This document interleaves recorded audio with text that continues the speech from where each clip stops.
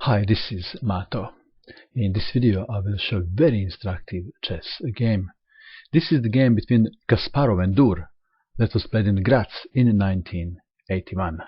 This was World Junior Chess Championship. And where is Graz? Graz is the city in Austria.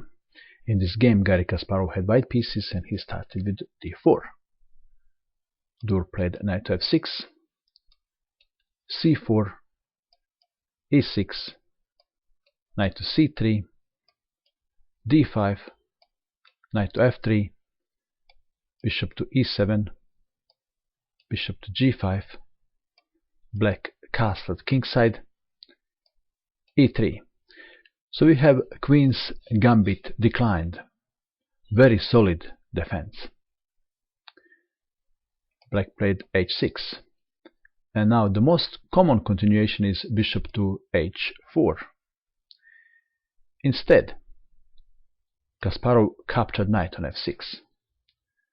Bishop takes bishop. Queen to d2. c6. Black has two bishops, but position is closed. It is Kasparov to move. I think first move that comes to mind is bishop to d3. Instead, Kasparov played h4. Is this risky or aggressive? Well, it is aggressive. Kasparov is not planning to castle kingside. Black played very natural move, knight to d7. Analysts say after the game that g6 was better move. So knight to d7 was played. Now g4. Pawn storm on the king side. Rook to e8.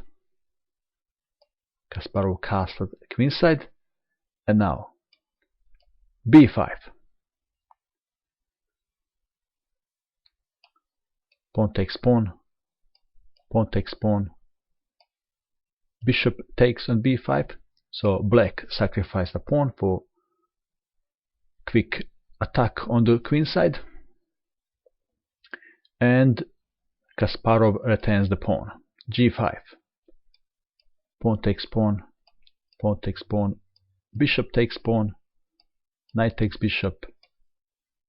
Queen takes knight. And Kasparov played excellent move. f4. Clearing second rank for queen, so queen can go to h2 and then to h8, checkmate. Queen to f6, queen to h2, threatening checkmate on h7, on h8, g6, and it is white to move. How would you continue if you had white pieces?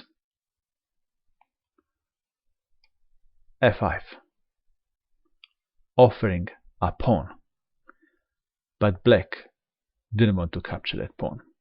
What would happen if g takes on f5? Then you can see this is not fun at all. What else?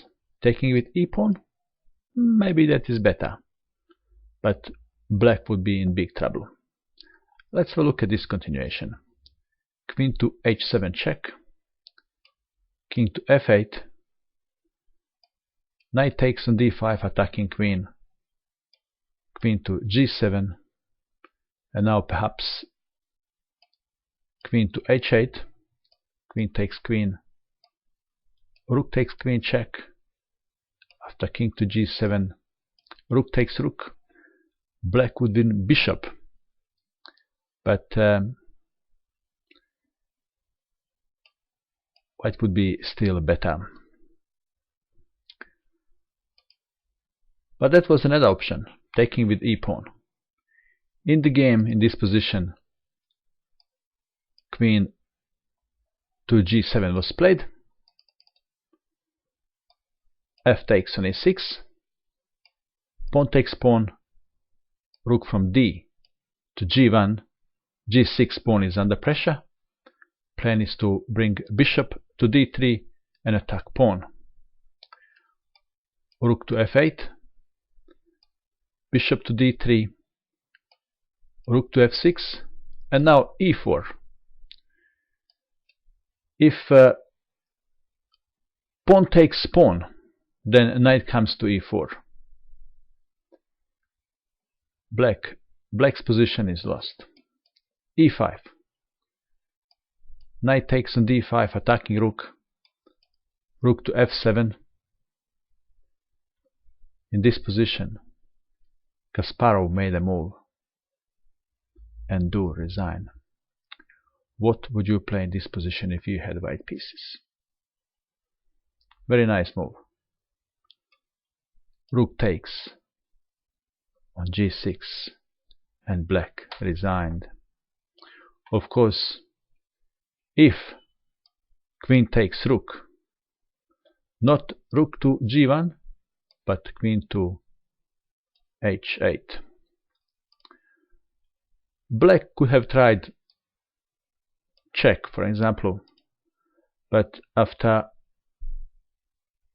rook or bishop takes, black is still lost, so this is not worth playing. Even rook to g1 is possible, but this is even better, and so on. So that's why at move 25 in this position, Dur resigned. And that was very nice attack by Kasparov on the king side, wasn't it?